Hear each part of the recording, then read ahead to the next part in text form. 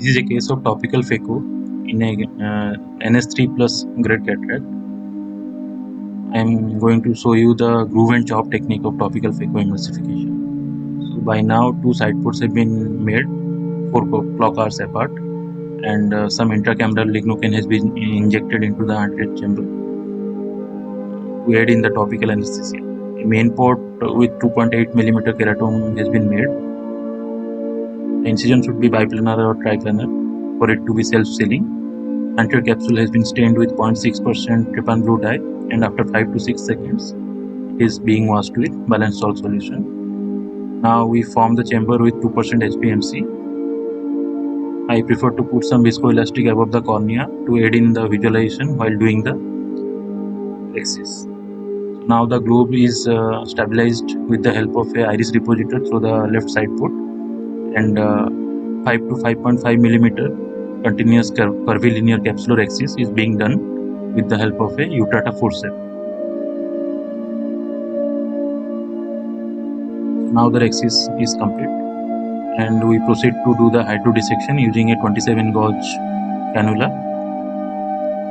Hydrodissection is being performed at different clock hours and intermittent tapping of the nucleus, and ensuring that there is a clear fluid wave crossing the posterior part of the nucleus.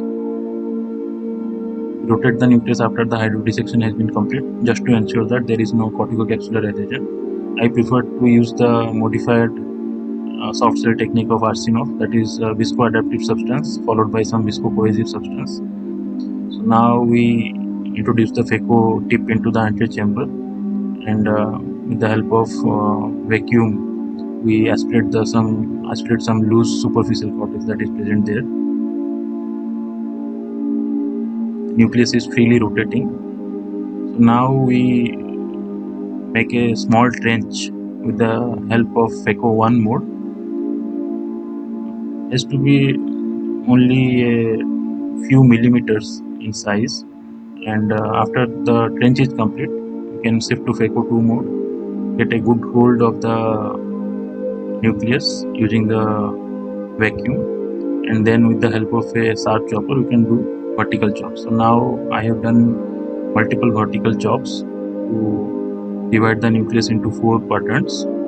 Now we shift to the phaco 3 mode, that is the quadrant mode, and using vacuum we bring the pieces to the tip of the phaco probe, and then after occlusion we apply the phaco energy to emulsify it. In this case I have kept the parameters as aspiration flow rate is 32, vacuum is 400, and phaco power is 40.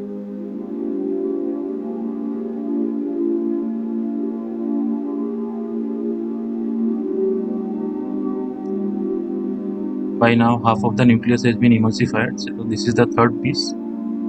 Phaco is always done in bag or in the supracapsular plane, never too close to the endothelium, never in the anterior chamber. The emulsification procedure should be carried out in the safe mid-pupillary zone. This is the final piece of the nucleus. While aspirating the final piece, rather emulsifying the final piece, one has to be very careful, because this is the time when most of the surge happens, and if one is not careful then phaco tip may injure the posterior capsule and may create a rent. Now the emulsification procedure is complete. We refill the anterior chamber with viscoelastic and proceed to bimanual irrigation and aspiration. Irrigation is through left side port and the aspiration is through the right side port. One can go in a clockwise or anti-clockwise manner. Always better to remove the subincisional cortex first.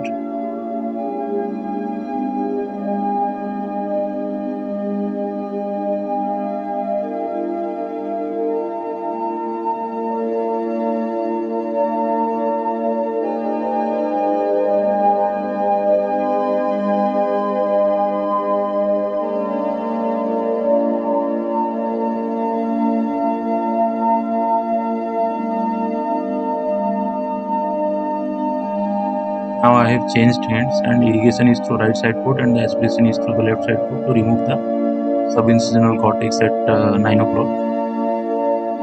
A bit of posterior capsular polishing is being done with the help of the irrigation and aspiration tubes.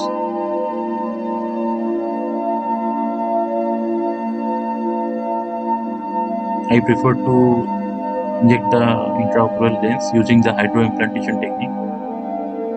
The irrigation probe is through the left side port and it keeps the bag inflated, chamber formed, and we slowly inject the intraocular lens using the wound assisted technique, ensuring that the leading haptic goes directly into the bag. Then we can dial the trailing haptic using the aspiration probe. Intracameral moxifloxacin has been injected into the antechamber. Now the case is almost complete. Wounds are hydrated using balanced salt solution, ensuring that there is proper closure and the formation of the antechamber. Thank you for watching.